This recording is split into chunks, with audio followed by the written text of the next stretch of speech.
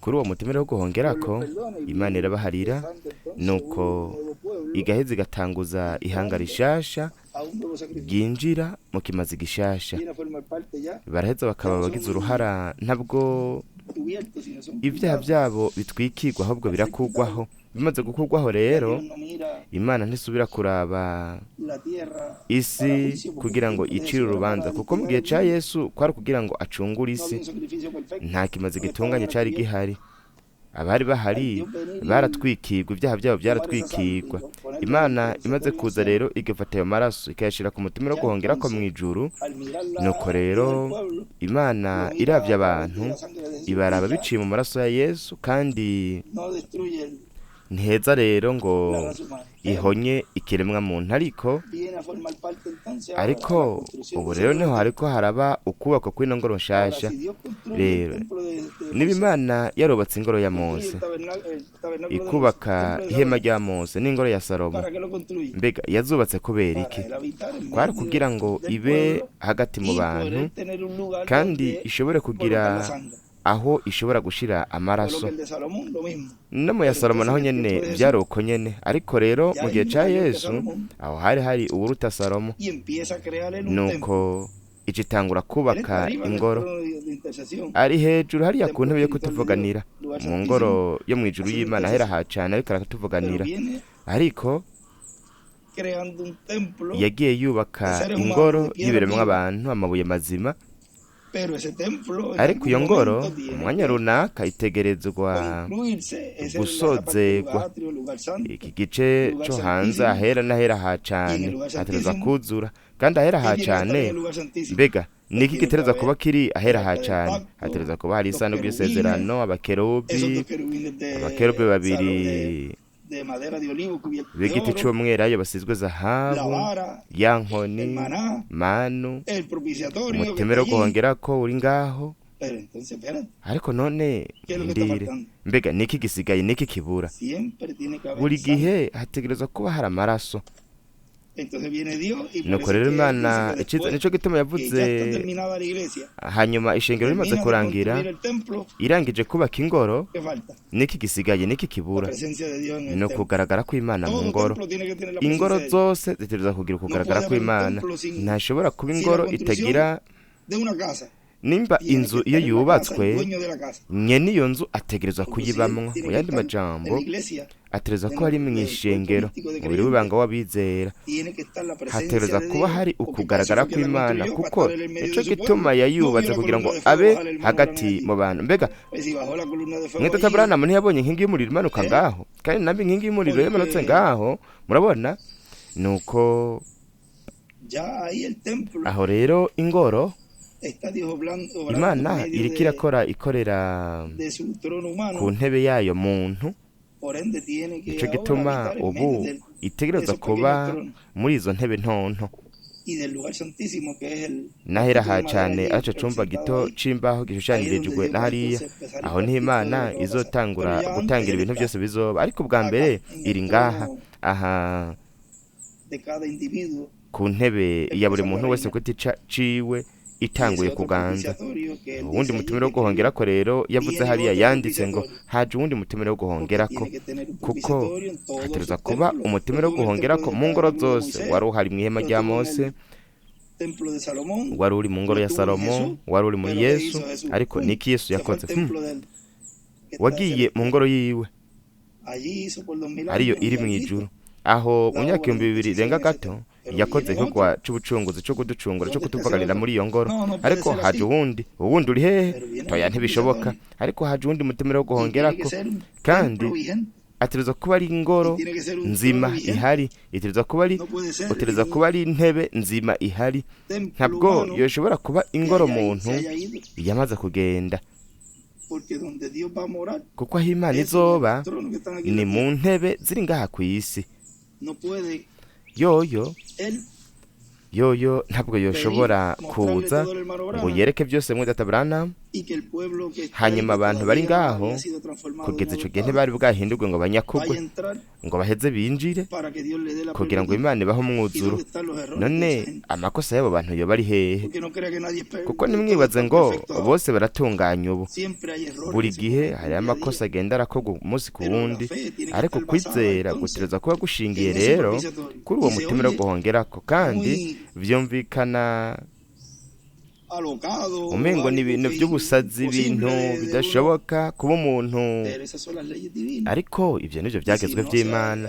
kandi utihuje umuntu atihuje n'ibyagezwe by'Imana azosigara hanze y'inyungu zose yogira mu kwizera uwo mutima wo guhongera kuri ngaho. Nico gituma igihe yamanika inzoka mu bugaragwa umuntu wese ayiraba yarakira. Buri gihe no kuraba ikintu, kwizera ikintu, kugira ishingiro ku kintu, kandi namba hatari intebe yo kutuvuganira, mbega niki bazoraba ku ntebe yo mu ijuru?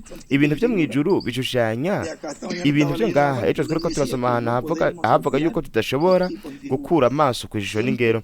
Buri gihe byama bifise akamaro, kuko n'ibintu bitwereka ibintu turiko turabamwo mu bintu Imana yashize ngaha ku isi. Ibyo ubayemwo ni vyabaye muri kahise, ubuho rero birarenze. Bino bishushanyo byose niho bihinduka ukuri. Icere cyo mutima wo guhongerako, icere cy'abakerubi, icere cyo shekina, ibyo byose bihinduka ukuri muri iki gihe cacu. Kandi kwizera no kugira ishingiro no kwizera kuri uwo mutima wo guhongerako biguha umutekano, bikaguha n'imbabazi z'Imana kugira ngo ugume ushikamye kugeza ushitse kukuragwa mu mwuzuro hamwe no guhindurwa. Kwizera amasezerano Imana ifise biciye mwo mutima wo guhongerako, kuko namba utari mu ijuru, mbega none uzorondera imbabazi hehe? Kandi ico gice nico iyobokamana ry'abakristo nivyo bazorondera mu ijuru, barondera imbabazi, ariko ntabwo bazoronka ibyo twe tuzoronka, kuko bazododora ku rugi rutariko, bazododora ku rugi rwa Kristo mu gihe Kristo atari ngaho. Bateruza kudodora ku rugigo, ariko mu kudodora ko ruzoba rwugaye. Aho rero bazoca batahura yuko badafise baje hariya toya hasiho baze ngaha, ariko urugi rurugaye. Dukore iki none? Nimume kuri ibyo toya, genda wironderere.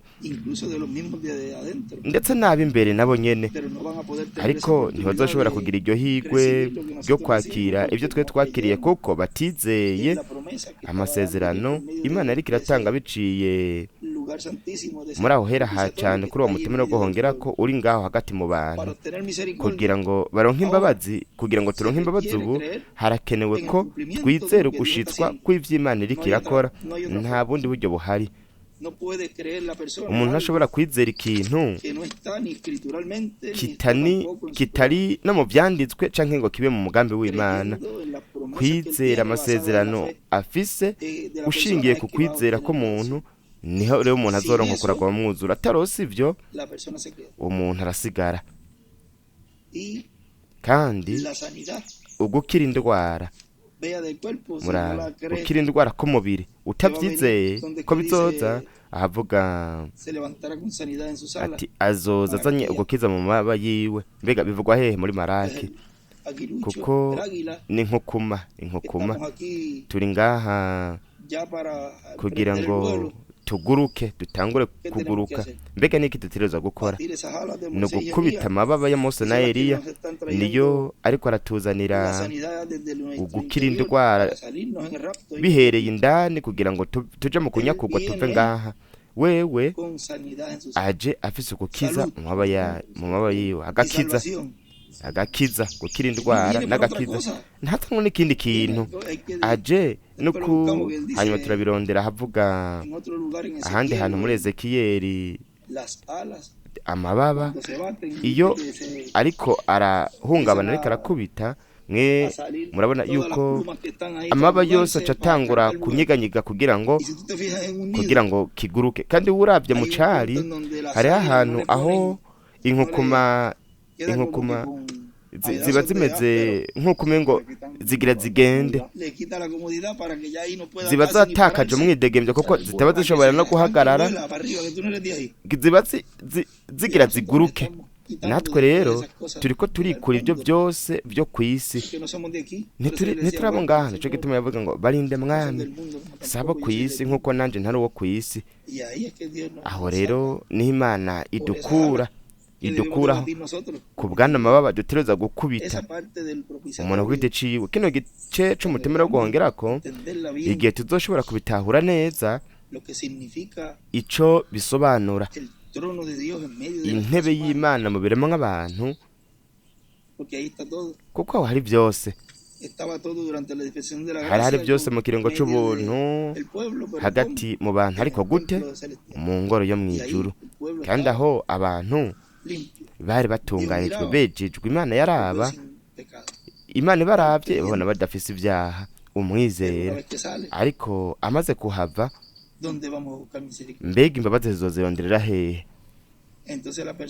Nuko rero umuntu we urabona yuko aca yisanga yazimiye, ndetse n'abizera ubwabo bazotahura yuko hari ikintu cabaye, ariko ntibizera ivy'Imana iriko irakora, bisanga bazimiye, babuze iyo bariko baraja, batazi n'ico bakora, bagatangura kugerageza gukubita amababa, ariko ntibagira amababa kuko ntibazi ico bakora. Nuko bityo bagatangura kwigana, bakisanga basubiye inyuma kuko batabona. Murabona nuko hari ikintu mu buryo bw'impwemu gituma twiyumvira yuko hari ikintu, ko hari ikintu, ariko kubera ko Imana ubu iriko irabikora mu buryo, reka tuvuge ngo mu buryo bwa kimuntu, ikabikorera hagati mu bantu kandi ikabikorera abantu, kandi byose ni uko Imana ibikora, kuko Imana buri gihe Imana byose bishikiriza mu bantu, ntabwo ibikora kandi ntiyigeze ibikora mu bundi buryo. Buri gihe yamye ibikora biciye mu biremwa abantu. Uwundi mutemero wo guhongerako, kuwutahura ukawumenya, aho biguha ivyizigiro vyo kuzova ngaha. Nta kindi kintu na kimwe gihari umuntu yoshobora kuronka cotuma anyakugwa atari biciye muri uno wundi mutemero wo guhongerako, aho aronka uguhishurirwa manu, uguhishurirwa kuzanwa manu, izana uguhishurirwa ikazana agakiza, ugukira indwara. Murabona ko igihe mwenda Abraham yavuga ko canke umuntu yaramubwiye ati genda ukwizera kwawe kwagukijije inshuro nyinshi, ati namba wizera ko n'umuvugishwa w'Imana, genda wakize.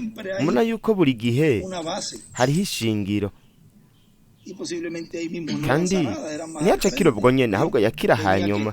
Ariko murabe haca hazi igihe cyo gupimwa, ico gituma igihe cyo gupimwa c'abanesha nticari bwashike, haterezwa kuba igihe cyo gupimwa ubwa mbere.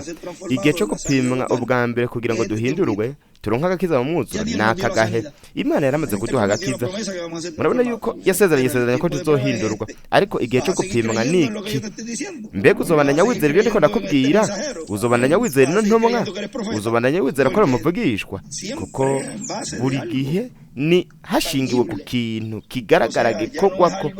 No kuvuga ntabwo ari ikintu ushobora kwiyumvira ubu, ni Imana hagati mu bantu.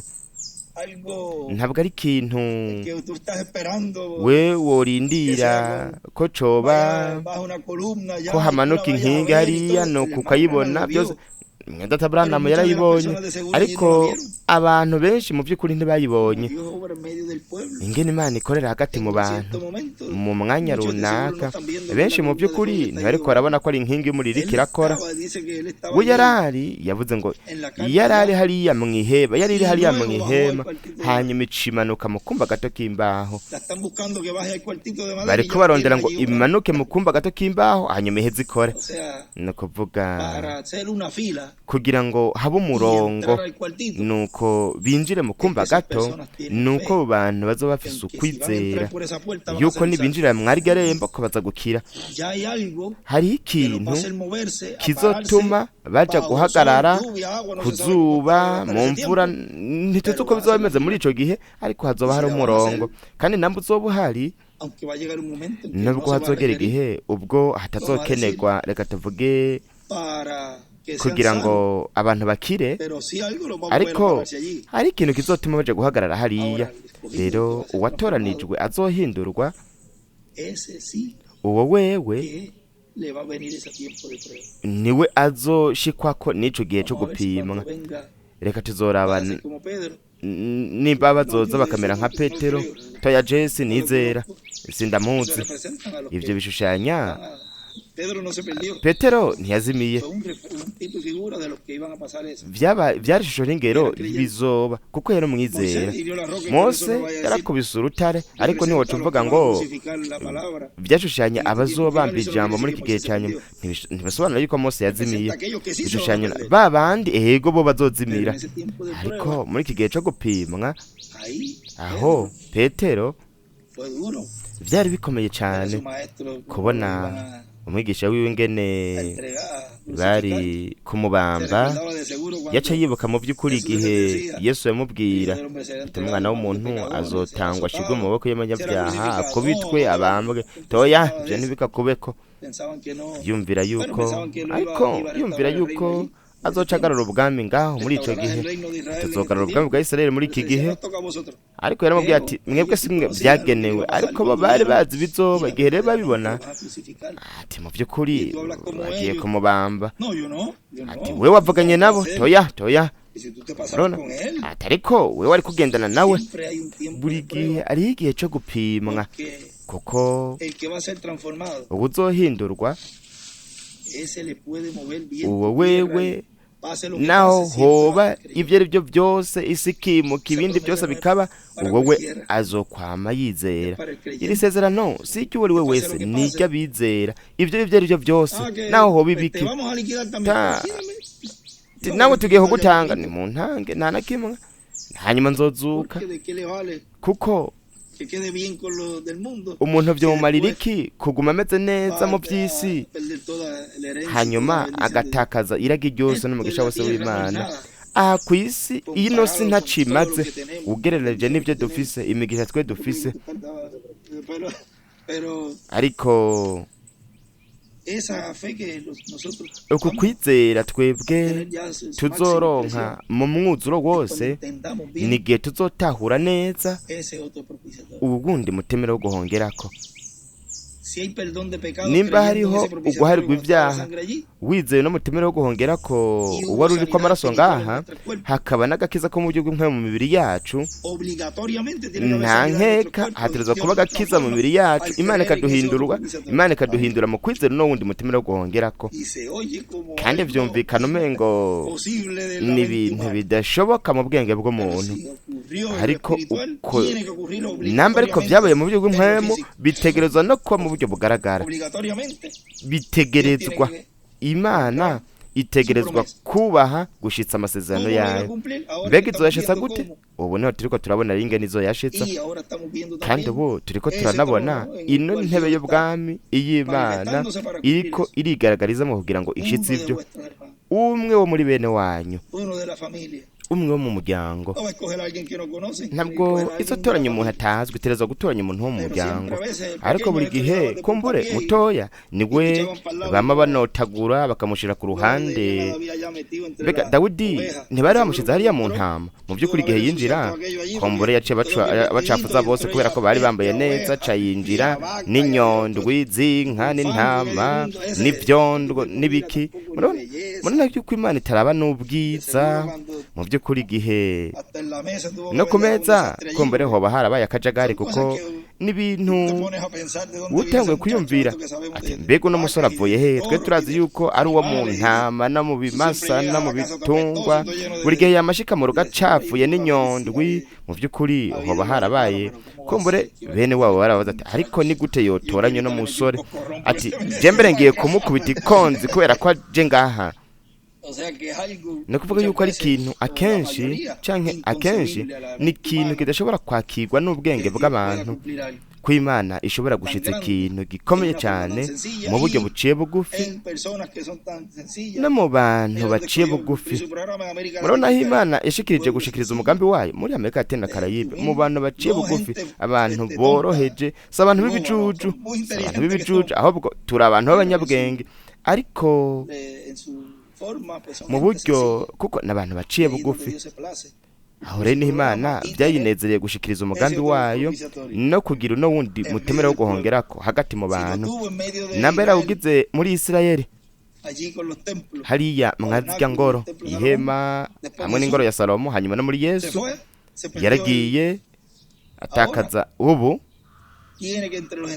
mu banyamahanga, iterezwa naho nyene kuhagira ingoro aho ishira umutemera wo guhongerako kugaragara kwayo.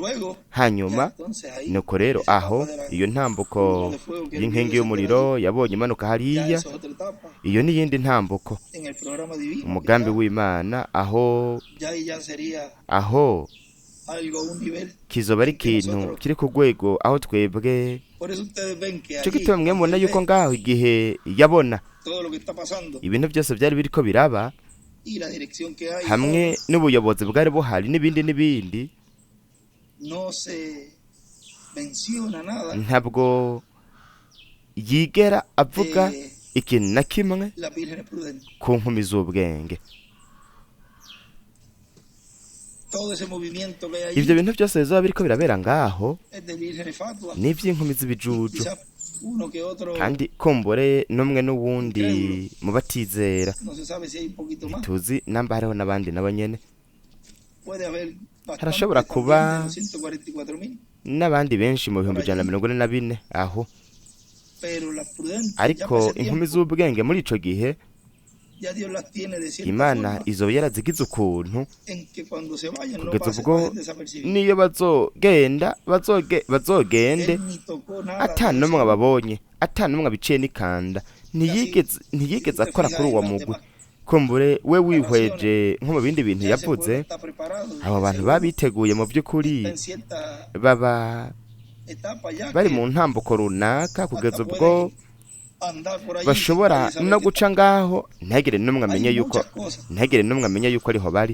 Hari ibintu byinshi bizoba biriko birabera ngaho kugeza ubwo niyo twabibona muraba ukuntu byari bimeze. Cyo gituma yavuze ngo ibintu uzubibwire n'umuntu n'umwe, kuko bazoca bagerageza gukora ibintu runaka byo gukorera ngaho ubwa mbere, kugira ngo nibaza kuraba aca bavuga toya urya n'uwundi muntu ariko arakora nka bya bindi nyene, ariko hariho uburyo bwo gushika kuri ivyo. Kandi iyo nkingi y'umuriro ngaho aho nuko rero hazoca hatangura iyindi ntambuko ikomeye cyane, kugeza ubwo umuntu abandanije agerageza yovuga ibintu byinshi, kuko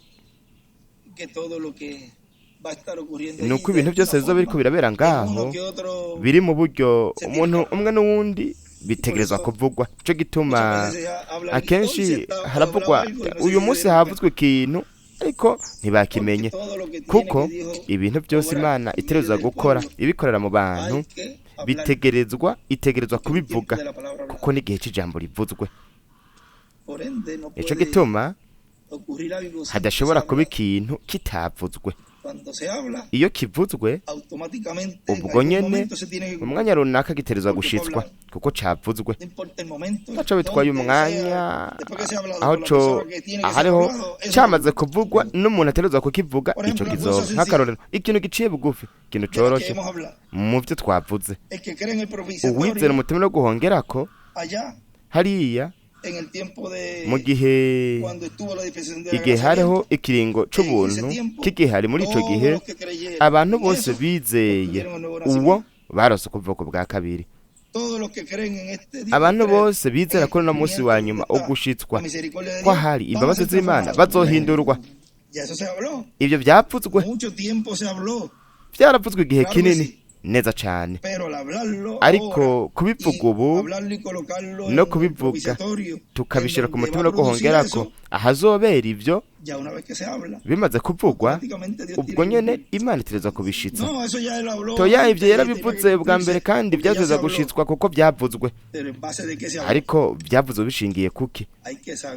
No kubimenya, no kumenya ubivuga, no kumenya kubivuga mu gihe nyaco. No kuvuga ngo si ukumenya kubivuga uvuga yuko ujya bivuze nabi canke undi muvugishwa bivugize nabi, ahubwo no kubivuga.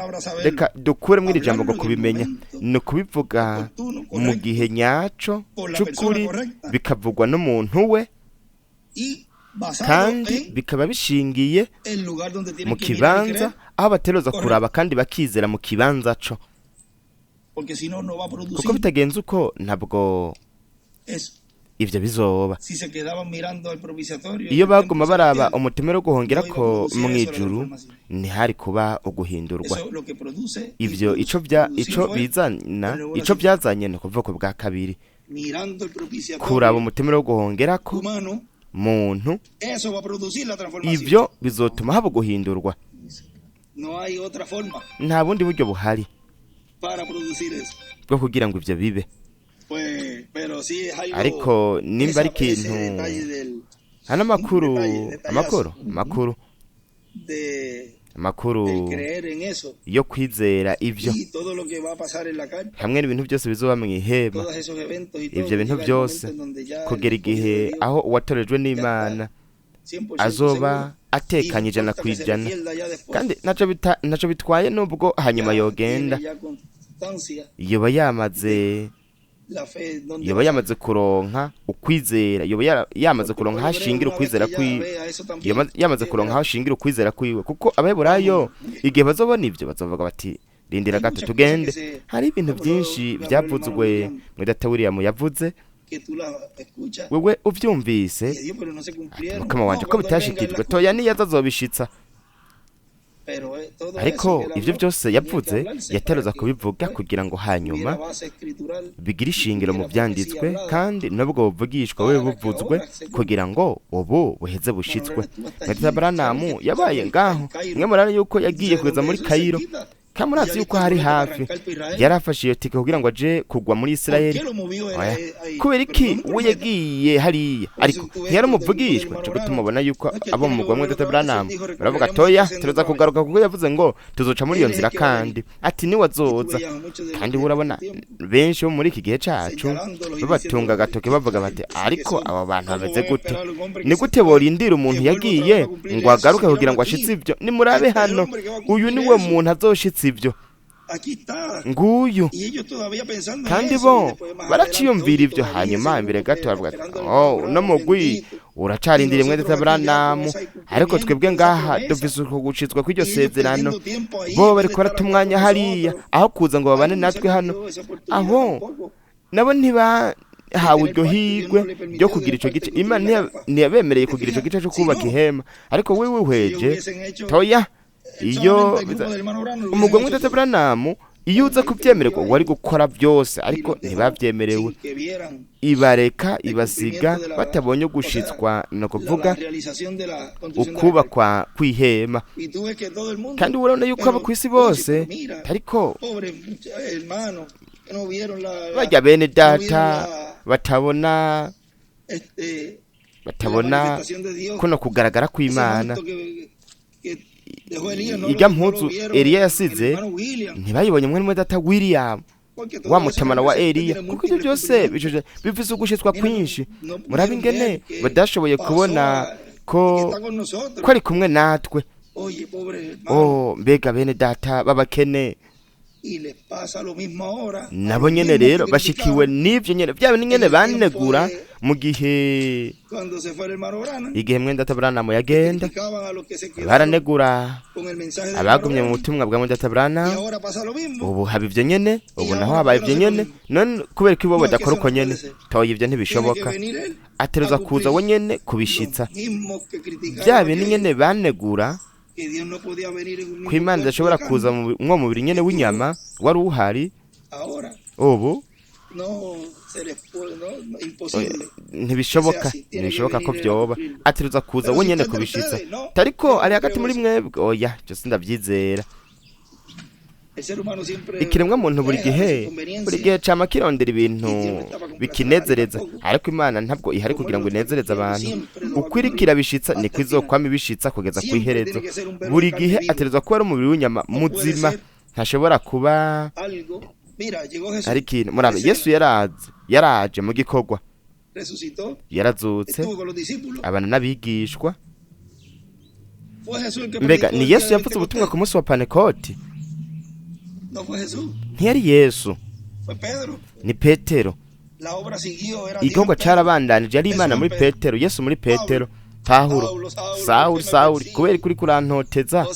No kuvuga, murabona ko Imana buri gihe irabandanya umugambi wayo. Iyo yari gushobora kureka Yesu muri uhawe ubwiza kugira ngo abandanye igikorwa, kubera kitabikoze. Nuko Imana idakora ibintu mu mugambi wayo nk'uko.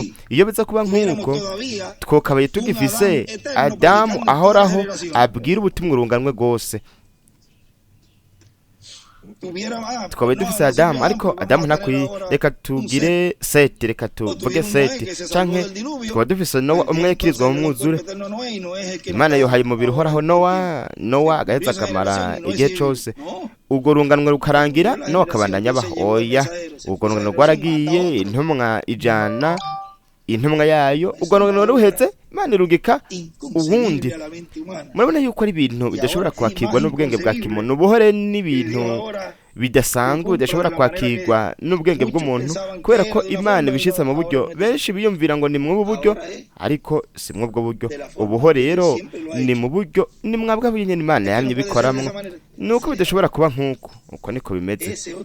Ubundi mutima wo guhongera ko hagati mu bantu niwo uriko uratanga imbabazi ko batojwe n'Imana, ariko ntibatahura yuko ino ntebe y'ubwami ari y'urubanza. Kandi nubwo hari imbabazi mw'ishengero, intebe yo mw'ijuru ni intebe y'urubanza. Kandi bano bamarayika barinze ibihano by'Imana ntibize hataradomoka ikimenyetso 144. Ni kubw'ivyo, ntabwo ari kuri mwimvire. Mu Vyahishuriwe 5, nyuma amaze gufata igitabo akamatanura ibimatanije mu Vyahishuriwe 6, ariko we wihweje Ivyahishuriwe 7, acaza no mu marayika kugira ngo adomeke ikimenyetso 144. Ni marayika afise ikidomesho c'Imana nzima. Muna yuko ibimatanije amaze kubimatanura, niho uwo mu marayika aca badomeka ikimenyetso. Ahantu bavuga yuko ibimatanije bizokongera kuvugwa kandi ibyo byose byamye bigenda biravugwa. Yarabyanditse imyaka n'imyaka mu nyigisho nyinshi ibintu jewe, ariko kubera iki uri kuravuga ibi, kubera ko atavuze ibi. Ariko yaratubwira nk'akarorero ati ko mpuzu ziwe no ku kibero. Ninde yarazi ko azoba ari isezerano? Ariko yaza kudusigurira ibyo byari kuba byoroshe kuri twebwe. Murabona, hamwe n'urundi rukurikirane rw'insiguro atigera asoma. Nararondeye inyigisho zo mu cigwa runaka, nca mbona ubutumwa, ariko ko ibintu yabyanditse kubera ko atabivuze mu butumwa. Oya, byari byo kuvuga ubu. Iryo banga rihishurwa ubu, kandi ibyo nibyo benshi bariko baratera ibitugu, bariko bacira mu maso umwami. Uri karabaha igitabo c'uburenganzira mu maboko. Ni kuvuga ngo ni nk'uyo wewe ubugiye guha agasahani k'imfungurwa umuntu agaca kakwaka kakagutera. Kandi uko no kutagira indero. Aho mbega we ni gute wo kuyumva mu rugo iwawe bakugize nk'uko? Mwiyumvire Imana nayo. Cyo gituma igihe yavuga ngo barabaye mu bikorane nk'ibi, abo bari bazi neza igihano cyari kibategereje. Bari bazi ubutumwa bariko barabwirwa. Ibyo umuntu wese yari kuronka, umuntu wese atakira ibyo. Hanyuma bari bazi igihano cyari kibategereje. Basuzuguye imbabazi z'Imana ku nshuro ya nyuma. Rero iyo umuntu asuzuguye ikintu, nuko aba yagihawe. Barahawe ihigwe. Ntushobora kuvuga ati je nta na kimwe bambwiye. Oya, baraguhaye ihigwe, warahawe ihigwe mu buryo bwose: satelite, radio, ibitabo, WhatsApp, Telegram, Twitter, Facebook. Mbega niki kindi ushaka? Bariko baraguha nk'ibintu bihekenye bakagusaba kubimira gusa, icyo ukora ugaca ubicira, nuko hanyuma ukagaruka ugakora ukagira nk'imbwa ugasubira ku byo wadashwe. nta nubwo banubaha ibyo biriko biravugwa, ariko twebwe turi abanyamahirwe cyane kuko twakomeje kwizera tugumbirira ijambo n'amasezerano.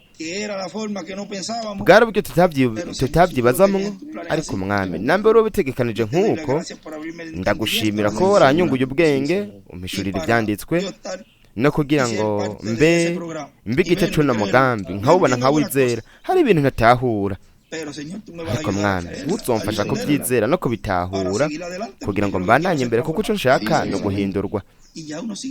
nuko umuntu agahita akabandanya imbere. mbega uzoja kurwana n'Imana nka wa wundi yavuga murahane.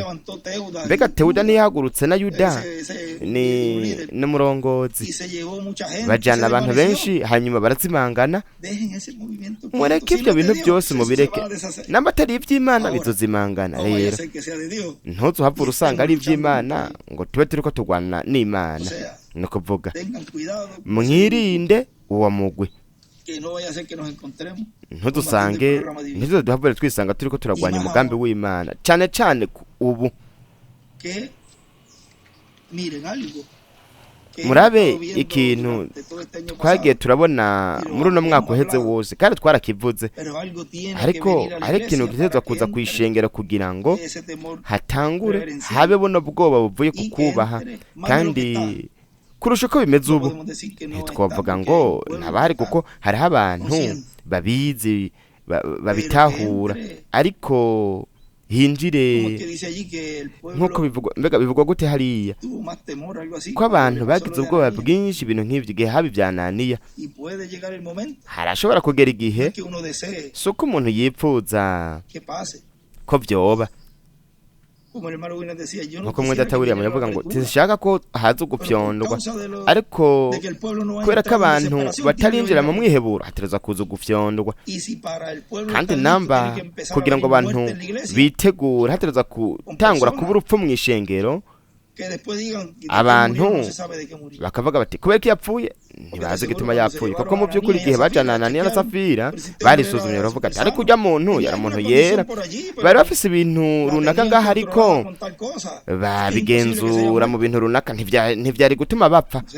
ni ukuvuga yuko igihe rero bazotangura kuvuga impamvu igituma, aho uwari uwagenda aratambagirika aho azocaja ku murongo, uwarakeneye ukumusunika gato kugira ngo ashikame cyane, kuko hari utuntu utatahura, aha azoca bitahura, byose bizoca bitahuka biboneke neza, kuko ibyo nibyo bizokwerekana ku gice kumbure cya nyuma, aho Imana izoba iri hagati mu bantu.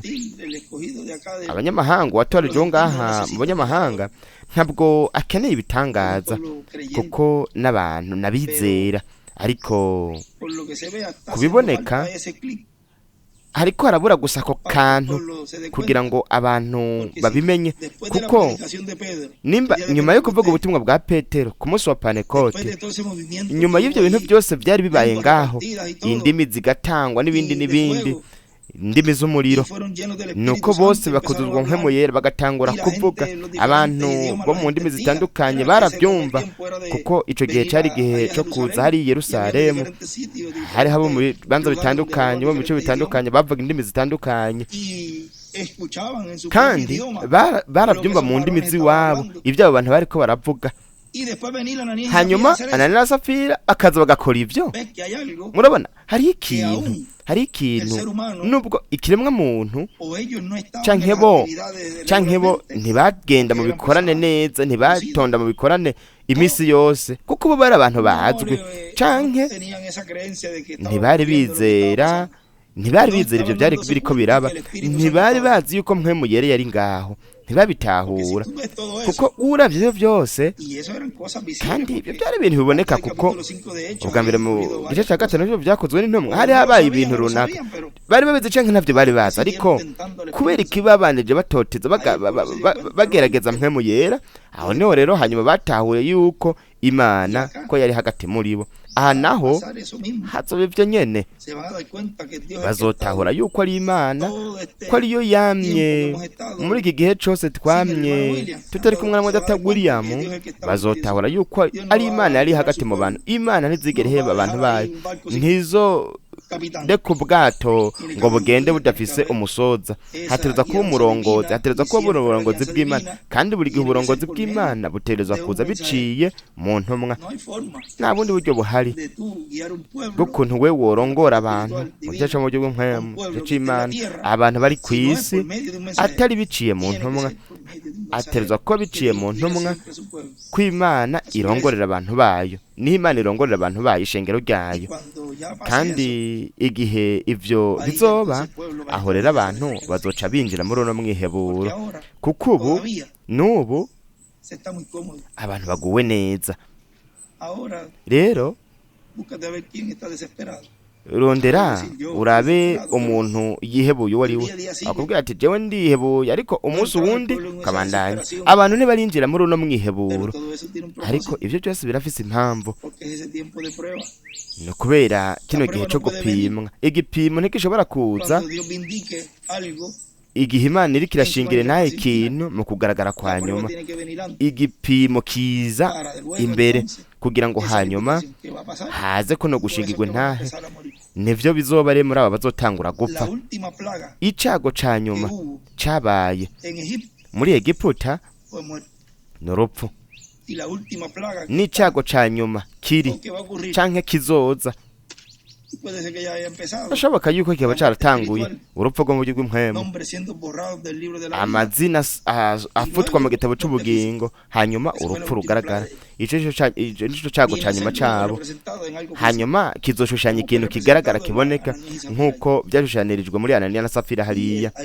Kandi aho kizoba ari igihe c'umubabaro ku bantu benshi, ariko umuntu azi yuko bitabaye kubwo kubura ukuvuga ubutumwa canke ko bitabaye kubera ko batabakebuye, ariko buri gihe byagenda biravugwa, ako bagakomeza kwitwengera, bakavuga ibintu biteye ubwoba cane, bagwanya Imana, bagwanya Mpwemu, bagwanya ishengero, kuko ntibagwanya twebwe gusa nk'abantu canke nka jewe nk'umuntu canke nka Migere, ahubwo bagwanya na Mpwemu yera,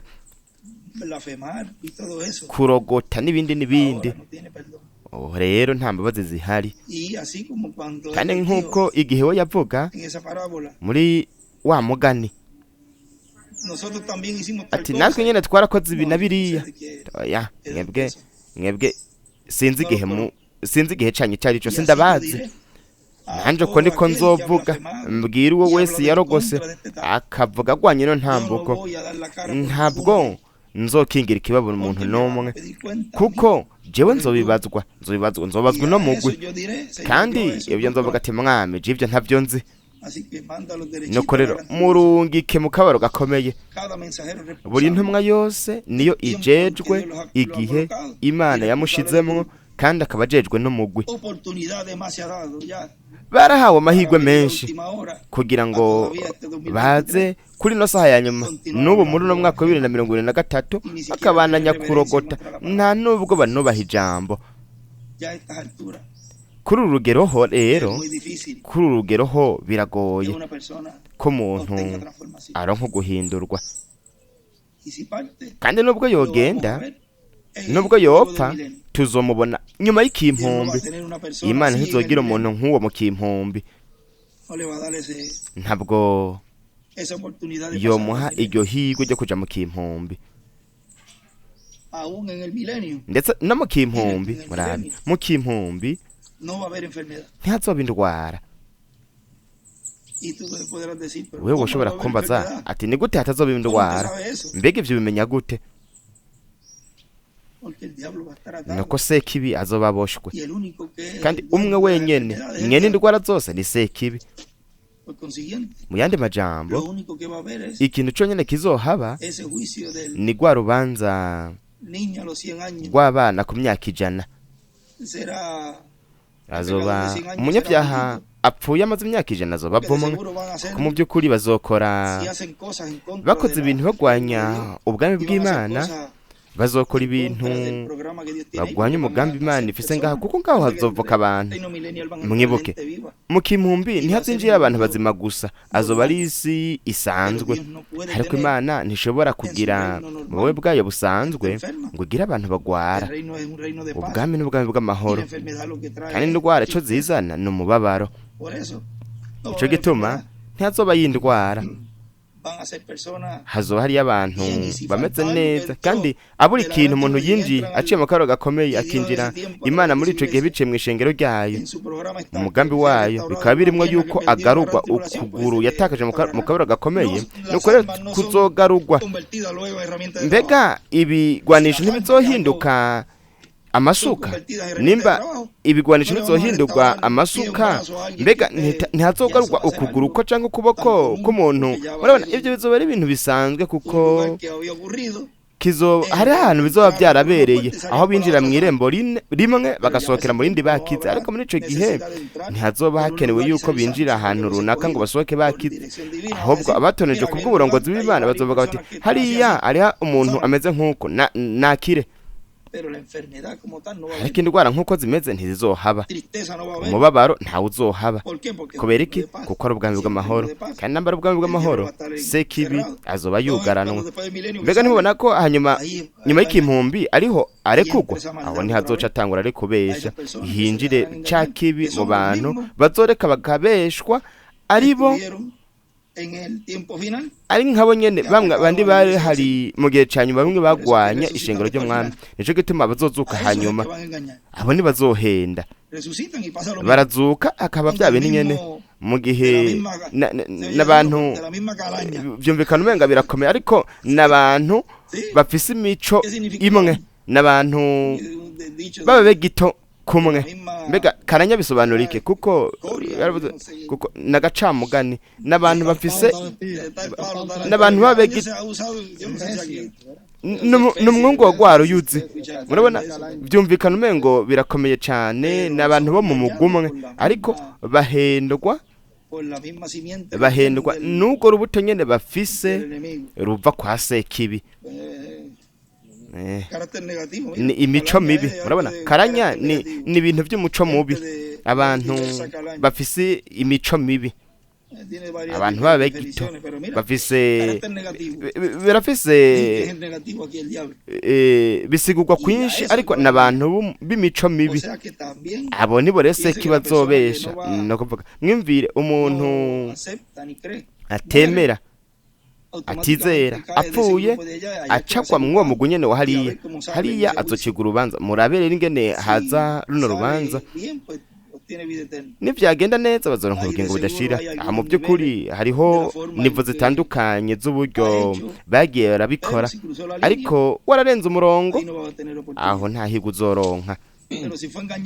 Ariko warahenzwe ngaha na hariya naho nyene uzohendwa, kandi hazoza kuba abantu bahendwa. Nuko rero aho niho hari ico gice c'uwo mugwe. Muri uno mwaka nditeze ko Imana inyiganyiza ishengero kugira ngo yitegure ibintu byose bizoza, kandi nambateza kuba urupfu mu ishengero rw'abantu runaka ruze, kuko mu buryo runaka abantu batereza gutahura neza mu mitima yabo ko ari Imana iri hagati muri twebwe, ko ariyo. Kandi nambe ivyo biterezwa kuba ibi turejeje kuvuga bibe, ntitwifuza ko vyoba, ariko namba biterezwa kuba kugira ngo umugambi w'Imana ubandanye, igihugu kibandanye, kuvuga byose bizoba mu gihe cavyo. Ariko kubiboneka hari ikintu sinzi bene data b'Umereka Latine barambwiye yuko banarushe gusabira gusengera umuntu buri gihe yama ariko arabagwanya mu bintu runaka. Rimwe na rimwe sinzi namba ari bibi kudasengera uwo muntu. Ntidushobora ibyo kubikwiragiza kuko si byiza. Umuntu ategereza gusengera umuryango n'abandi n'abandi, ariko haragera igihe aho haba nka bya bindi nyene byaba umutima w'Umwendata Branham ati Jesse ngisengera Amerika ya ruguru. No kuvuga namwe umuvugishwa yumvise uko mu by'ukuri hazogera igihe ubwo byongeye ivyo bizoba ku bantu runaka. Twebwe turasengera Amerika Latine kuko turipfuza yuko Amerika Latine yo kwinjira ikaba iyigize inganje y'imyaka 1000 ntizisambagurwe, ariko ivyo byarushushanirijwe no muri Mwendata Branham. Murabe harageze igihe aho Imana yabwiye na Mose ati ntiwongere kumbwira kuri ivyo bintu. Buri gihe haragera aho guhangana kugarukira Sawuli. Igihe Samuel yamubwira, Imana yamubwira ati ntiwongere kurira Sawuli. Ariko yari umuntu yarumva akunze Sawuli, yamufata nk'umwana wiwe, ariko Imana yagejeje ngaho akaburungu. Kandi akenshi umuntu ategerezwa kuba ntagume yizingira, ariko tubivuge nk'uko Imana ntijana n'ivyo by'ibitambara bikanye cyane cyane muri iki gihe. Rimwe na rimwe biratubabaza kuko nabo mu muryango yacu, ariko ivyo n'ibintu biraba umuntu n'Imana. Kandi umuntu ntazahavura asanga agiye gukingira ikibabo wundi, kandi Imana iriko irakorera ngaho mu bintu runaka twebwe tutari dukwiye gushiramwo kuboko, ahubwo umuntu akabandanya yitegura ku giti ciwe.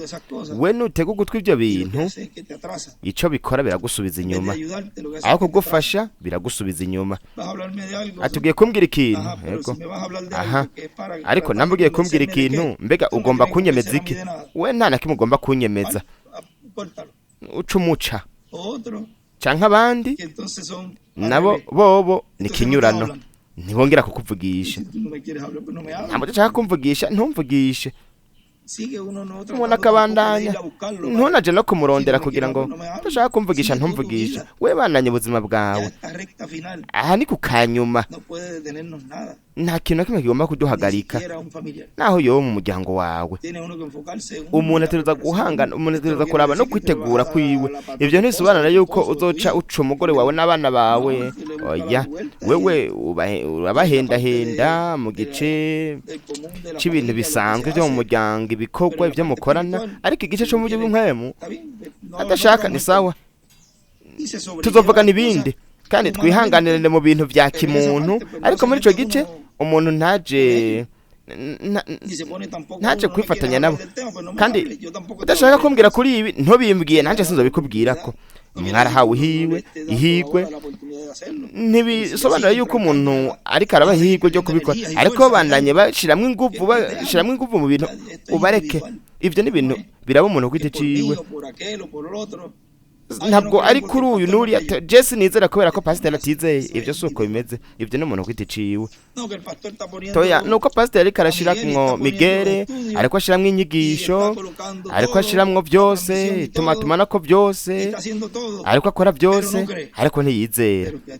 Ariko guma ngaho kuko pastor nabako toya nokore ko ngaha yari yambwiye ngaha nahariya ko ari ndiye Mwendata William, ariko muri no ntambuko ariko ashiramwo ivyo kubera ko bose bariko barakabikora, canke kubera ko ashaka kunezeza ishengero kugira ngo ntirigende. Ariko guma ngaho, namwe uri kuraronka ivyo ukeneye, guma ngaho, reka kumucira ku rubanza, kuko hari ibintu bimeze nk'uko hari ibintu bimeze nk'uko abantu bose bakizera, umupasiteri atizera cyane.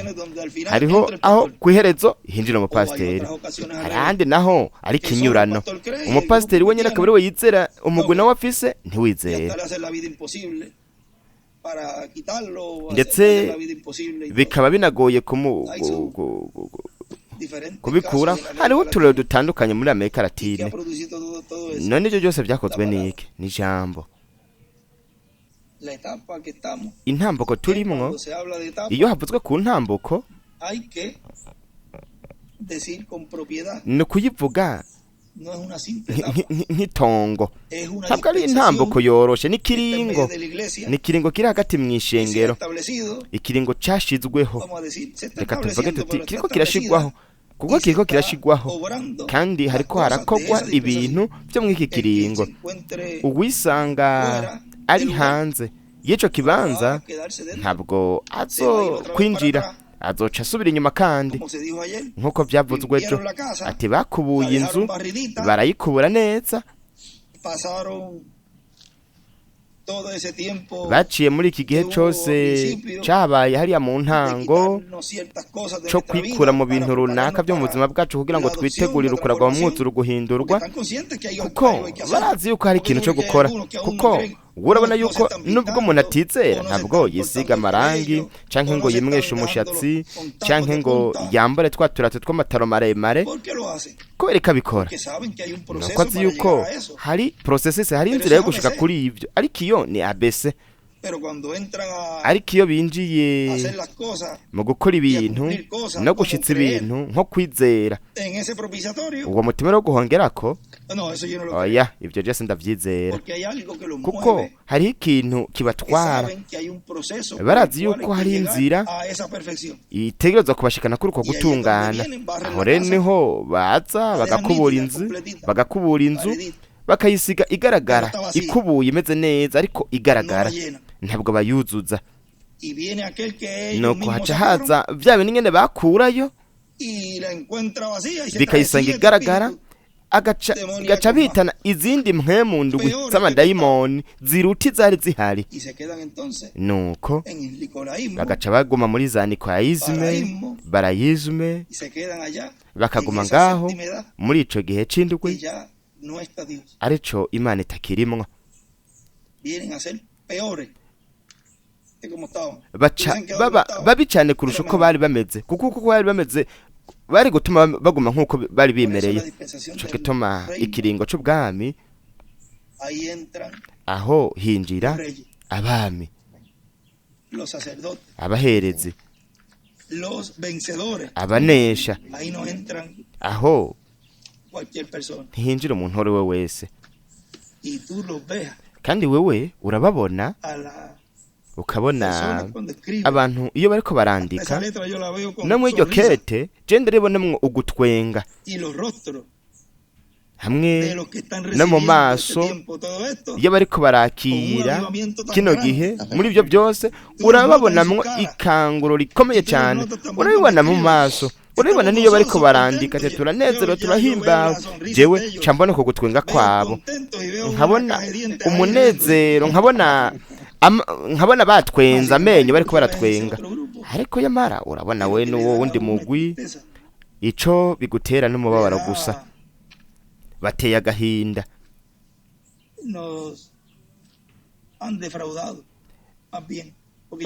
baradutera agahinda kuko si umubabaro gusa, baradutera agahinda kugeza ubwo no kugeza kw'iherezo bo ntibazoshobora kwinjira. kandi kubera ko atakanguro riri ngaho, aho igihari n'umubabaro n'uburyo, mu gihe hari igihe c'ikanguro, umunezero, akamwemwe, umwaka wa yubile, wewe ukababona bameze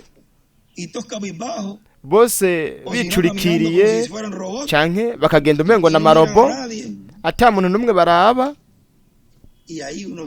nuko rero umuntu agatahura ko no mu bintu bigaragara byerekana yuko badafise ikanguro rya nyuma, ko badafise uno munezero w'umwaka wa yubile w'iki gihe wisubiremwo mu mwaka wa 50 wisubiyemwo muri twebwe.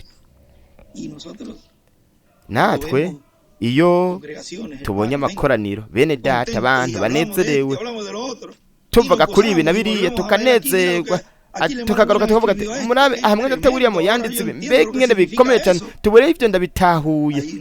aho umuntu acabona unesha, aho umuntu acabona ubuzoronka intsinzi, akacabona n'amaso yiwe abo bami n'abaherezi bazoba bari hariya. no kuvuga ngo tuzaza kubanza kubonanira ngaha kugira ngo nitwaba turi hariya ati byari bibereye kubananya tugumbiriye rino jambo kweza kukanyuma, kuko raba turi ngaha turiko turaganza, turi ngaha mu buzima yuko bw'umwagazo w'intama. no kuvuga ko imigesha yose Imana idufitiye ubwa mbere imana iratwemerera kuyumva turi muri ino mibiri tukagira n'umunezero kuko twashyize hariya mu mirimo musha aho ntituzokumva uwo munezero ariko kumva uno munezero twebwe turi mu uno mubiri tuzi tukamenya yuko turabanesha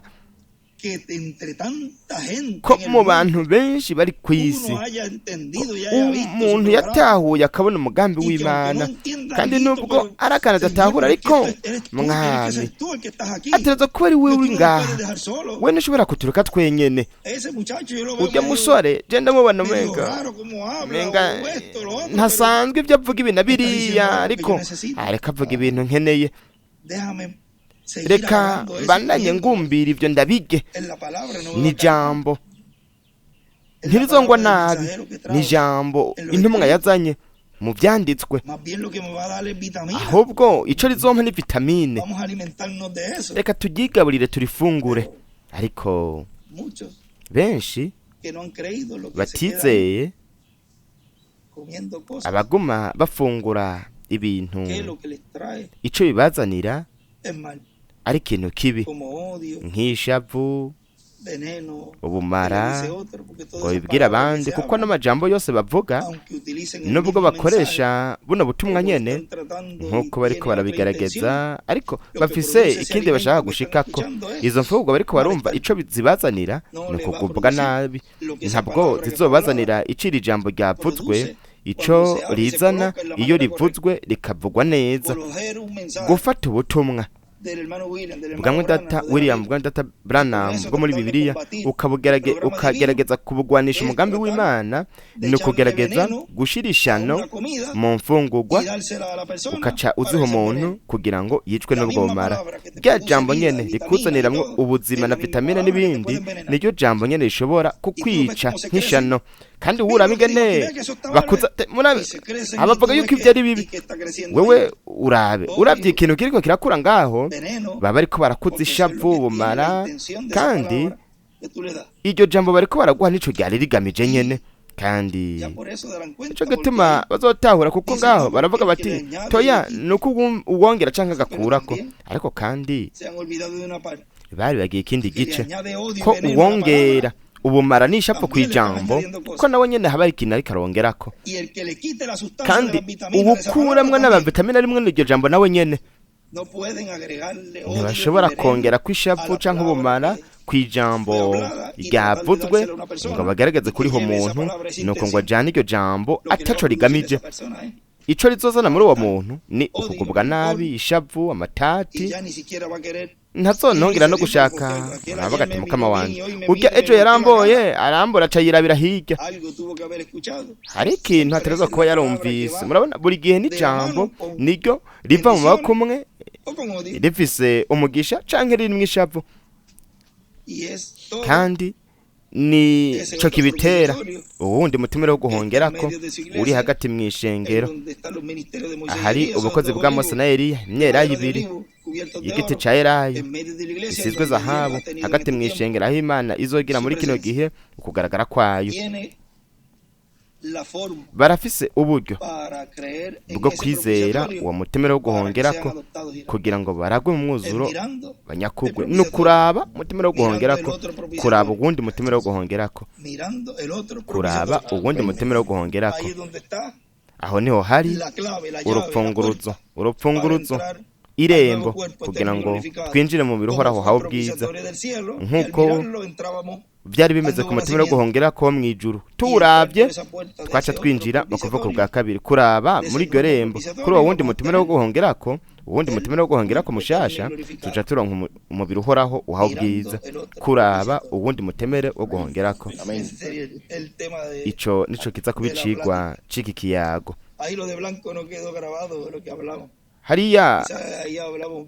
hariya ntimwafashe ibyo twari ko turavuga hariya hera kombore mwafashe ibyo twavuga ariko tubishiremo ariko ari ibintu byose Imana ikirakora ari uhereye ku mpome ubwoko bw'Heburayo ibyo twari ko turavuga bwa ubwoko bw'Heburayo kuko ubwoko bw'Heburayo igihe bo bazobona bagatahura ko ajya amasengesho ko atari ururya ruhome rusanzwe, ahubwo nk'uko abavuga butumwa bashaka gushira ubwoko bw'Eburayo, kandi urabona yuko ntabwo bafise iyo ntsinzi namba, bo ntibashaka kumenya ibyo bavuga butumwa, kuko icyo bashaka ni ukubasubiza mu kiringo c'ubuntu, kandi bo ntibazinjira mu kiringo c'ubuntu. Ariko buri gihe ategerezwa kuba ikibanza cyo gusengeramwo, ariko ikibanza cyo gusengeramwo bobo ntibakibonye igihe Yesu yari hariya, no mu gihe cyo mu kiringo c'ubuntu naho nyene umutima no guhongera ko mwijura amaraso hariya yari hariya hagati y'abakerubi babiri mwakiriya gikorwa cyo kutuvuganira. Uko gusenga nako nyene ntibakwemeye, ariko hateruza kuza ubu muri kino gihe bategerezwa kwakira uko guhimbaza biciye ku mutima no guhongera ko Imana ifise ku isi. Aho rero niho bobo bazokwizera, kandi babibabwiye ntabwo bazobabwira ibintu bivuye mu bwenge, azoba ari ibintu bivuzwe bivuye mu mutima, biva mu mutima bija mu wundi mutima, niko azobabwira, hanyuma batahure yuko hariho ikibanza cyo gusengeramo. Ahantu hamwe honyene ho gusengera uyu munsi, ahantu hamwe honyene hategejwe n'Imana ho gusengera, nico cigwa mwene Data Branham yavuze mu kiringo c'ubuntu, yari intebe yo mwijuru nk'ahera hacana aho Yesu yaraye. Ubu naho ni ku ntebe muntu hagati mw'ishengero, aho bo bazobona ico gituma bazovuga bati tariko uyu niwe twari turindiriye. Ntibashobora kuvuga babishira mu kiringo c'ubuntu ngo barabe intebe yo mwijuru, bavuga bati tariko uyu niwe twari turindiriye. Oya, ntibashobora kuvuga ibyo. Umuntu atari hariya akabarungika ku ntebe igaragara, nico gituma urupfunguruzo abavuga butumwa batarufise, kuko bazobirabisha ku ntebe igaragara. Ubukozi bwa nyuma buzobarabisha hari Imana, hari kugaragara ko Imana ariho yera hacane h'ingoro yayo yo ku isi, umubiri w'ibanga w'abizera wamwe wubakwa ubu rikuru uruzura. Aho rero Imana izobiri hagati muri bo, muri uwo wundi mutima wo guhongerako, hagati mu biremwa abantu, hagati mw'ishengero ry'umwami, ahari abo bakerubi babiri b'igiti c'umwera ayo basizwe zahabu, hamwe n'ubwo bufasha bukomeye cyane bw'aba bamarayika bakuru babiri aribo bari mwizi mpinduka z'ubwami. Kino kigendajuru keko kirabubu ni ikimenyetso gikomeye kandi gikomeye cyane ku biremwa abantu. Ku isi hategerezwa kuba hariko haraba ikintu, nk'igihe yavuga mu turemangingo tw'Imana, yaranavuze n'ubutumwa bwitwa komete ari mu 85 ngaho, yavuze ikintu ngaho gikomeye cyane. Namba yaravuze ibyo byabaye kuri ico kigendajuru ari tubizanye hano neza ivyo nyene biriko biraba muri kino gihe, kandi aho habaye urunganwe rwarangiye 85-86. Jegetuma we ngaho yavuze ubutumwa bwitwa igihengeri, yavuze ubutumwa ku nkombe ya Yorodani 87 mu kwambera aho, igihengeri c'imyaka 20, yavuze ijambo yambaye umubiri. Kandi ubwo butumwa bwose ubu niho buriko burashitswa neza, buriko burashitswa mu mwuzuro. Usomye ubwo butumwa ubu ucutahura ivyo byose rero nkuko byavuzwe hariya, ucomenye cari co jambo yambaye umubiri, icari co irya saha igoye izoza. Ariko niyo saha y'ubwiza cyane, aho Imana izoshitsa hagati muri twebwe, izoshitsa umuzuko hamwe no guhindurwa kwacu. Ivyo birafise ibigeragezo bigenda bijanye, unesha wese aterezwa gupimwa, kandi ntambako y'igipimo turiko turayicamwo dushikamye, turiko turayicamwo dutunganye, kandi utuntu tumwe tudatahura, aho niho mwigisha rero aca dufasha, agaca aguha utuntu runaka ngaha kugira ngo utuntu kumbure umwigisha guha, kuko umwigisha ariko araduha utuntu uyu munsi adufasha kugira ngo kukwizera kubananye gukura, nuko abananye kudutunganya, kuko Imana ntishaka ko hari umuntu n'umwe azimira. Yo yaje kurondera abo yacunguye kugira ngo ibatunganye mu mibiri yo ngaha ku isi nayo nyene. Nico gituma ivyo ntazozimira n'umuntu n'umwe. Kandi namba ari gutanga utuntu runaka kugira ngo bigende neza, kugira ngo dutungane, izo dutanga. Ni ukuvuga ibintu byose Imana izokora kugira ngo uwatoranijwe ahindurwe, kugeza no guharira ibyaha, nk'uko Yesu yababwiye ati mbega ni gute uyu yoza guharira ibyaha? Ariko nambe yari Imana yari gaho yashobora kubikora. Ariko niki coroshe kurema ukuguru kutari guhari, ijisho canke ukuboko, nivyo bikomeye, canke no kuvuga ati ibyaha byawe birahariwe. Biroroshe cyane kurema ukuguru, ariko guharira ibyaha ico co ni ikintu c'Imana. Aha barashobora kuguha proteze, barashobora kuguha ijisho, barashobora kuguha ukuboko, ugasimba ibiti n'ibindi, ariko ndonderera umuganga ashobora guharira ibyaha. Hariho umuganga umwe gusa w'Imana, niwe gusa ashobora guharira ibyaha. Ico gituma imbabazi z'Imana muri kino gihe ziri muri buno bukozi. Nimba hari utuntu tuza guha umuntu runaka azotumuha, ico ni ikintu gikomeye cyane,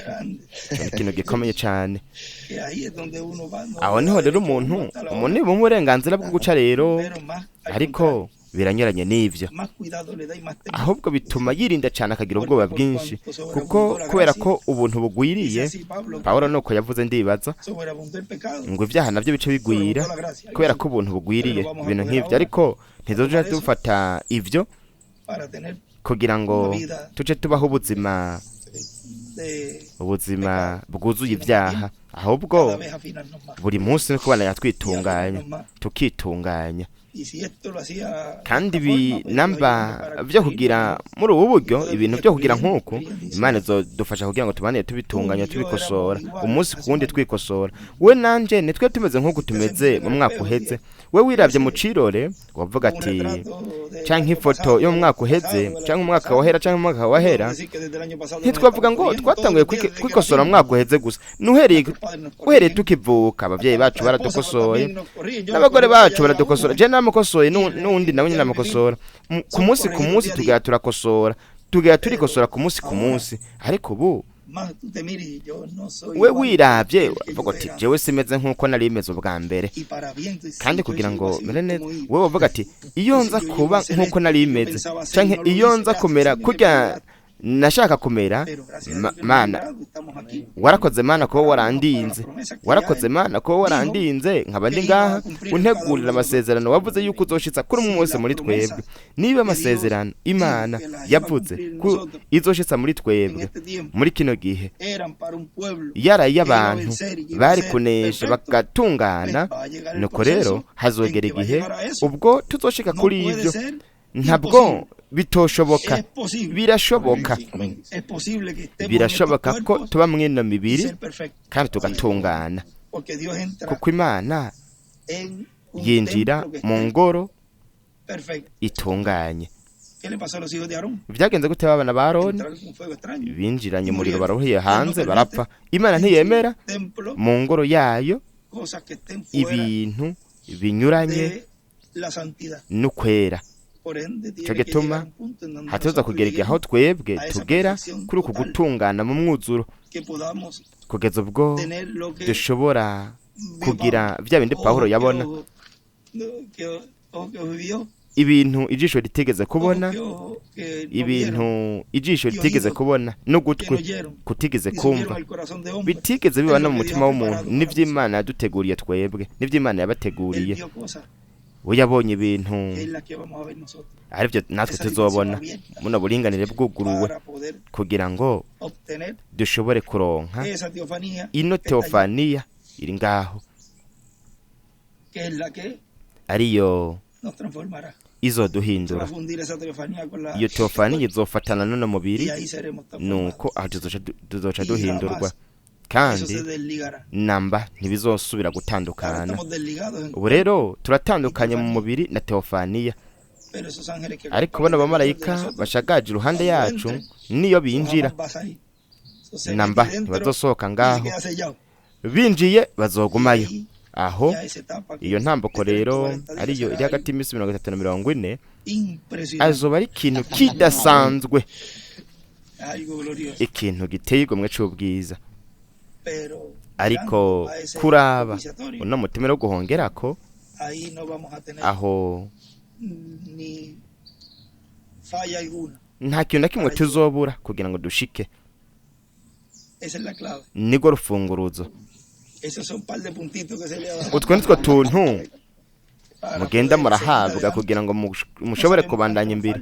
Ntituzi igihe dusigaje, ariko turibaza ko ari iminsi mike, ariko byose bizovana n'abantu.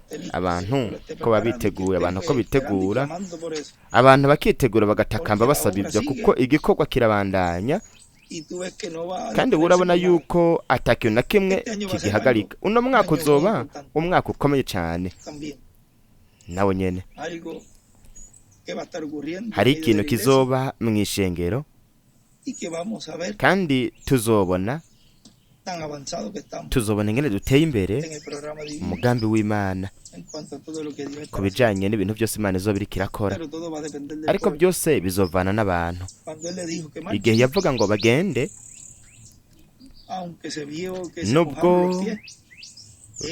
nubwo batwawe amaguru cari igihe co kugenda, ntabwo bari kuguma bahagaze. Toya reka mbanze nje ngaha kanya gatunga. Oya, ico gihe ivyo bari barabihawe igihe bari bakiri hariya ya misi, kugira ngo biyeze, kugira ngo hanyuma babwirwe bati genda. Turi mwico gihe rero nk'ico co kurindira, igihe co kurindira, co kwitegura, dutekanye, dutunganya amasakoshi, imifuko, byose tubitunganya, twiyambura ibintu tudakeneye kujabukana. Canke iyo umuntu agiye kujabukira ahantu runaka avuga ati kino kintu kirandemera, reka ndagikure, reka ntore kijya coroshe kugira ngo mu nzira nze kugenda ndemurutse. Turi muri uwo mwitegura kugira ngo vuba tuvyiyambura, kandi ibyo umuntu amaze kuvyiyambura ati ikintu kiriko kirantwara umuvuduko, ati gituma ngenda ndakutira. Byose byagiye bizanwa mu buryo nk'uko vyabaye rya joro, kuko isi iri mu mwijima, ariko hariho umuco ku batoranijwe. Ariko iryo joro ni irihe? Ni igihe barya umwagazi w'intama bihuta, bateruza kurya wose bihuta. Ico gihe tukirimwo ubu, turya manu n'ingoga twihuta. Rimwe itarahera iyindi kabiraje, hakaba haje iyindi audio n'iyindi audio. Waza kuraba ugasanga wararose ubumenyi mu buzima bwawe, ukaba waraburose mu mwanya muto cyane, ukaba wararose ubumenyi ukomeye cyane. Turashimira Imana kubera ko yatwemereye gutahura, yaratwemereye kwakira no gutahura rino banga ryose rikomeye cyane, iryo we yari yaranyegeje. Yabwiye Yohana ati ntuvyandike, ibi ntubivuge, bireke mu bimatanijwe. Vyo batsitaza, naba vyo batsitaza nuko cari ikintu gishobora kubatsitaza. Ntubivuge nk'uko, rindira, bizovugwa igihe bazoba bakeneye kubimenya. Hazoza ibintu by'ibitsitaza, ariko hariho ivyo dukeneye muri twebwe no kugenda. Ubu rero ico gihe, ubu rero niho tubikeneye. Ubu ni igihe co gupimwa, ubu ni igihe aho abantu bategerezwa kuba bari muri kino gice co gupimwa kugira ngo baneshe. Ivyo twebwe bituma tuba abantu bahiriwe cyane, bidutuma twebwe tuba abanyamahirwe, kubera ko twinjiye mu mugambi w'Imana, tukaba igice c'uwo mugambi, kandi tukagumbira uno mutemere musha wo guhongerako, tukagumbira ico kibanza kirimwe imbabazi, ari shingiro ryo kwizera kwacu, kugira ngo turonke guhindurwa. Atamaraso ahari ntashobora kuba ikimenyetso. Hategerezwa kuba amaraso asizwe, hategerezwa kuba vino, amavuta, hategerezwa kuba ibyo byose byashushanijwe bikashushanywa muri twebwe, kandi ibyo bituma haba inkabuzo ariko ari guhishurirwa, ariko ibyo byose bitezwa kuba biri ku ntebe muntu ya buri muntu wese ku giti ciwe, kandi biterezwa kuba bishizwe mu ishengero nk'ingoro y'ubugingo hashizwe ngo mutemere musha uguhongera ko kugira ngo tuwizere tubone Imana ngaho. Bobo barafise uguhishurirwa, ariko biciye muri uko guhishurirwa hatezwa kuba uguhindurwa k'uwo mubiri. Nuko rero kubera ko bose bafise ibyo byose ngaho, nuko rengeye kubahindura, aho ubwiza bw'Imana rero buzoca bwigaragaza hagati mu ishengero, hagati muri ico kibanza cyahera ha cyane, kuko hari ubwiza bw'Imana mu ngoro ya Salomo no mu ihema rya Mose, no ku musozi wo guhindurirwa ko ubwiza bw'Imana bwari buri ngaho. Umwanya uwuhe? Igihe Yesu yari agiye kuragwa mu mwuzuro. Buri gihe ubwiza bw'Imana bumanuka bukamanukira mu kibanza ahari ibintu bikwiye kugira ngo habe iryo sezerano, ukuragwa mu mwuzuro. None aho hari iki? Mose na Eliya. Kandi mwumvire, Yesu kugeza ico gihe ntiyari bwabambwe, ntabwo yari bwasesa amaraso yiwe, ariko ubukozi bwari buri ngaho. None bishoboka gute ntabe yari yashesha amaraso ariko ubukozi bukaba buri ngaho kandi karagwa mu mwuzuro? Ububasha bukomeye cyane buno bukozi bufise. Niba byarabaye kuri umwe, nta nkeka bizoba no kubari hagati muri ubwo bukozi Imana iriko irakora biciye muri bo kugira ngo irage abana bayo. Neza itegerezwa kubaraga mu mwuzuro, kuko bamaze kumenya ubukozi ubwo ari bwo, barabonye n'igikorwa kiriko kirakorwa carico, barabonye ubutumwa, kandi bariko baravuga bati ibi nivyo nari nkeneye kugira ngo ndagwe mu mwuzuro. Nuko rero sinshobora guca rino babarigiye kunzanira agakiza, namba sinshobora kurica. Ntabwo bazorica, kuko barabonye ko kuri umwe gusa, kuri mwene wacu mukuru byarabaye. Nuko rero natwe nyene kuri twebwe bitezwa kuba. Mbega hari iki? Mose na Eliya. Hari iki? Mose na Eliya. Nuko rero nanje nyene nzoragwa mu mwuzuro. Ubwo nyene tuzoragwa mu mwuzuro, tuzohindurwa, kuko namba byarabaye hariya bizoba no ngaha. Kandi ubwiza bw'Imana nta nkeka abuzomanuka, kandi babonye umwe gusa. Yesu yasigaye ari we wenyene, ijwi rimwe gusa niryo rizova ngaho rivuga ibintu byose bizaba biriko biravugwa, kuko habaye kuvuga ubutumwa, no kuvuga ngo habandanije gukorwa ivyari biriko birakorwa. Namba harabaye kuvuga ubutumwa, guhamagara ku gicaniro n'ibindi, nuko hari hamye havuga ubutumwa, hari hamye havugwa ijambo. Kandi mu yandi majambo nyuma yaho, igihe Mose Abraham yavuga ngo nabonye inkingi y'umuriro imanuka ngaho, hanyuma iramanuka. Mwumvira kenshi Mwedata Branham igihe yavuga ati mugihe Mwedata Branham akiruhutse, murabe ivyo bishushanya William nawe nyene yavuze ko Mwedata Branham ari mu buringanire bwa gatandatu, kandi ako gahe kagufi murabe kaboneka nk'uko umengo kahomye hariya. Ico gituma igihe we yabona inkingi y'umuriro imanuka hariya, hanyuma aravuga ati hanyuma marayika nanje tumanuka mu kumba gato.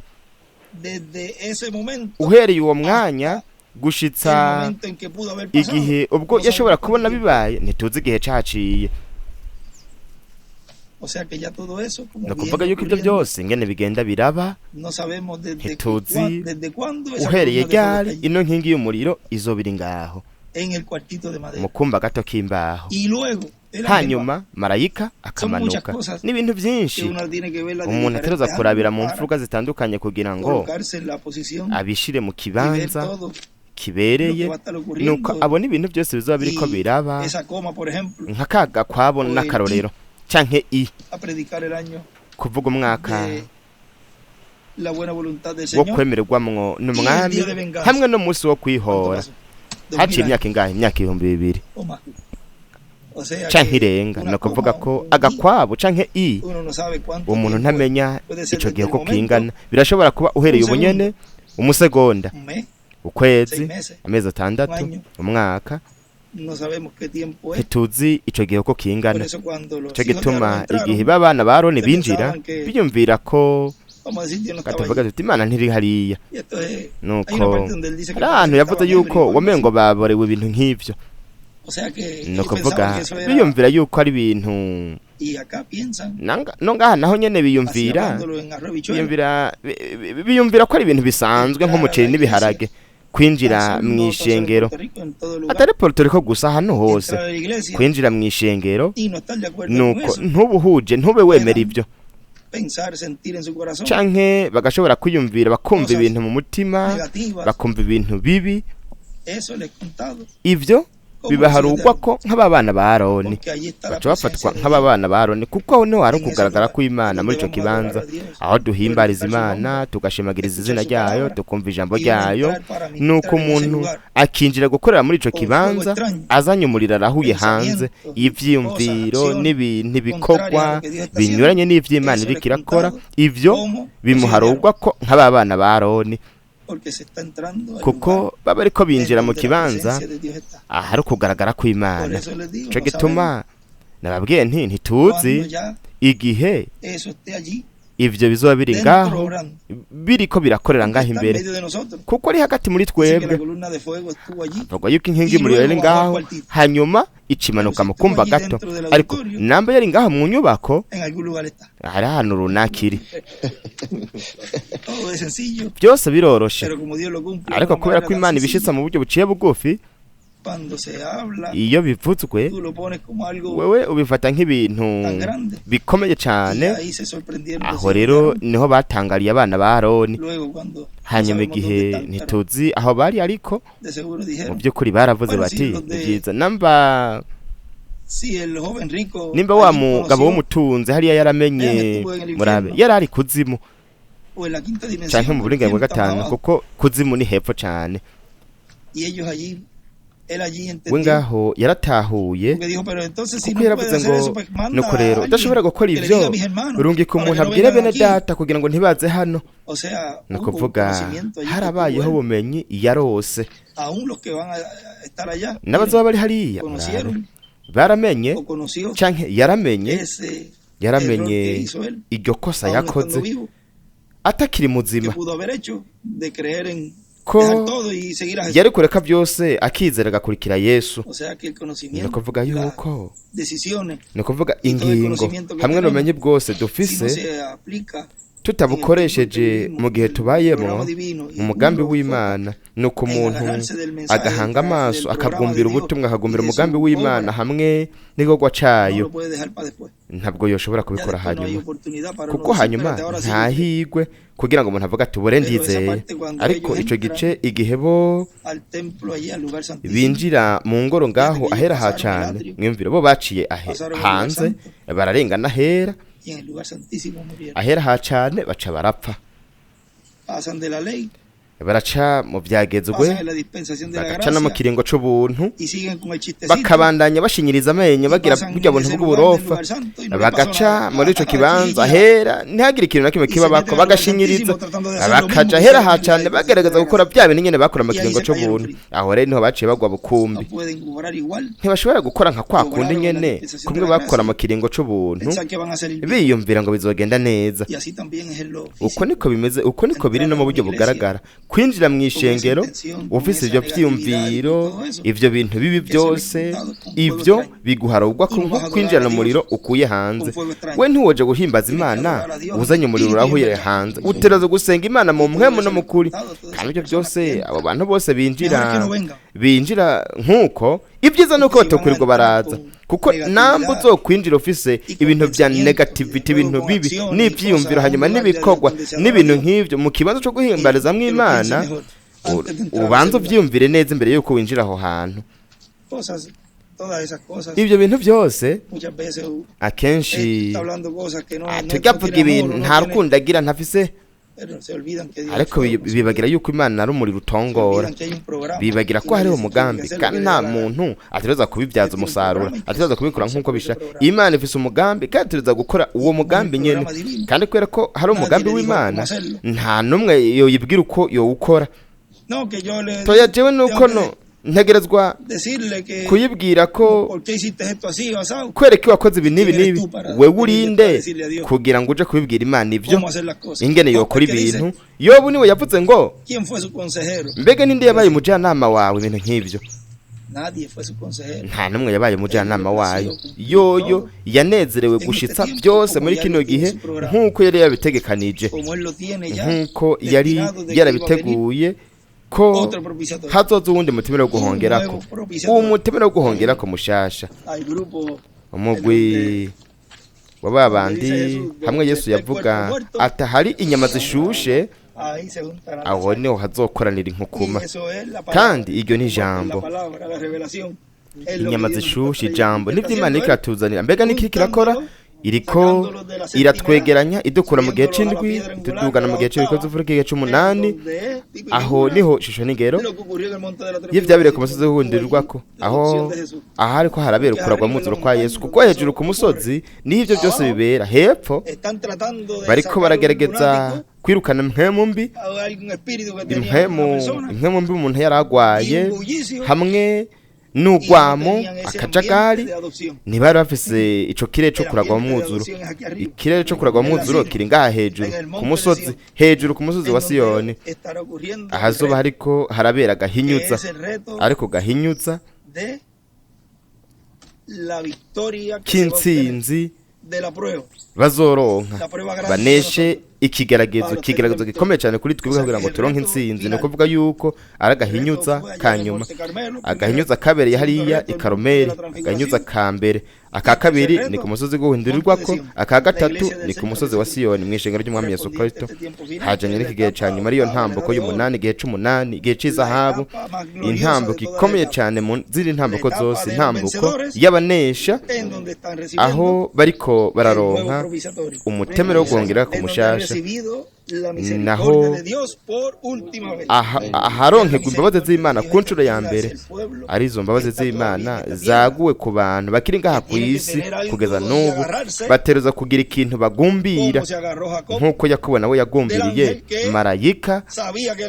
Yarazi yuko Esawu amuca inyuma, aravuga ati hamwe n'uno mugisha jewe ndashobora kugwana na Esawu kandi nkamunesha. Kandi mwumvire, yamunesheje mu rukundo.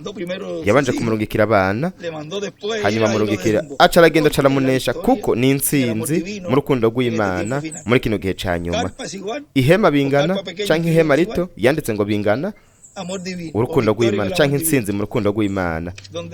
Ivyo bizobera he? Ngaha aho agahinyuza kazoba kariko karazanwa, kandi naho igipimo kubanesha niho kizoba kiriko kirabera, kandi ico gipimo kiriko kiraba.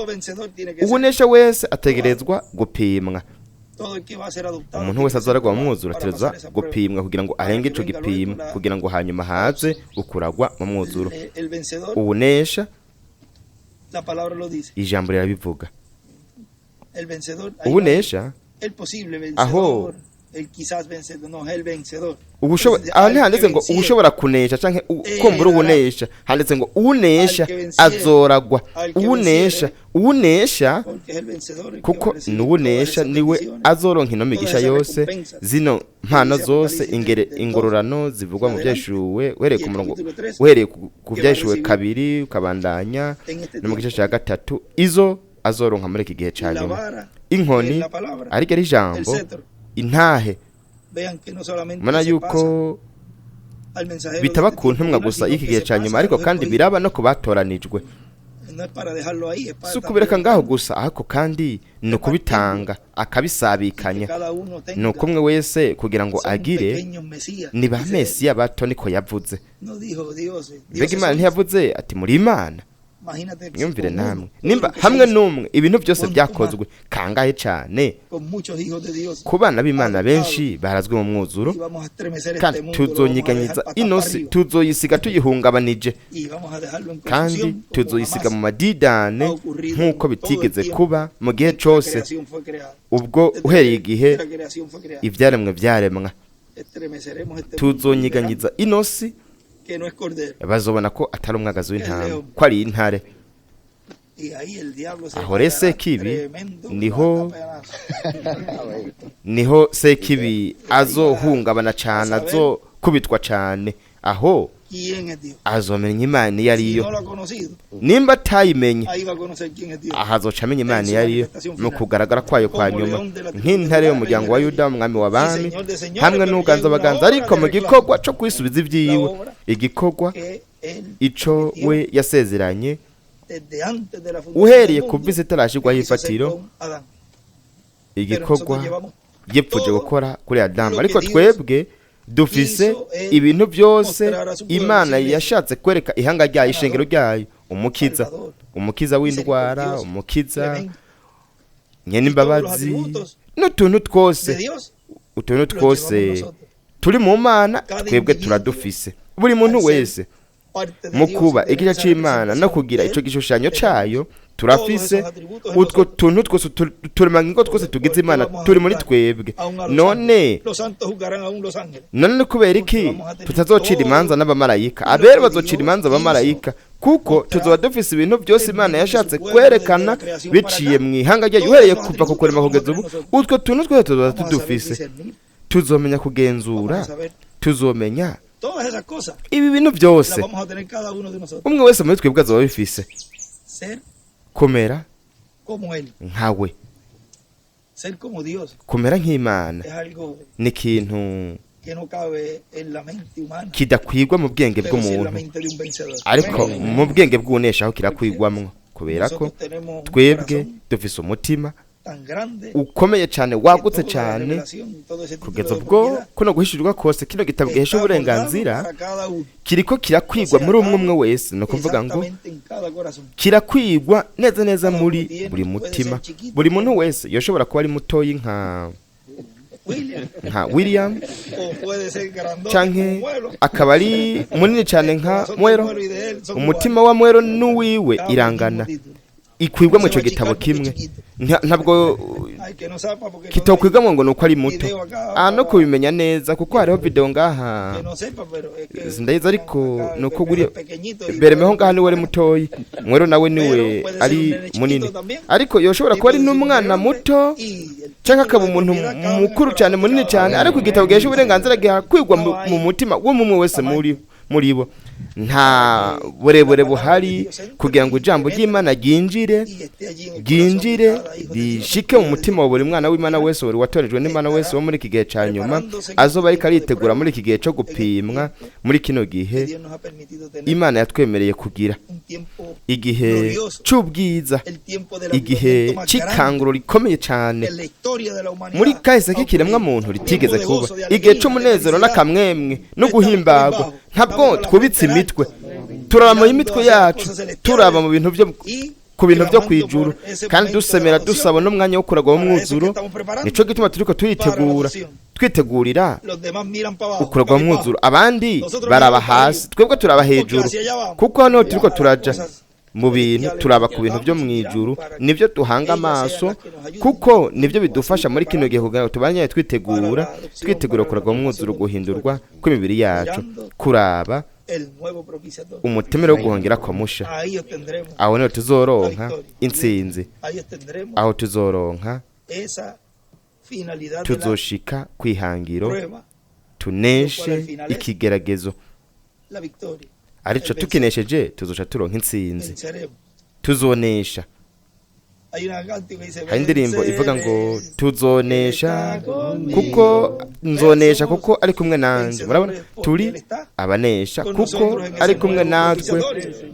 Muri no mutima wo guhongera ko mushasha, nico gituma tuzonesha kuko ari kumwe natwe, ari hagati muri twebwe, akora mu buryo buciye bugufi, mu buryo bworoshe.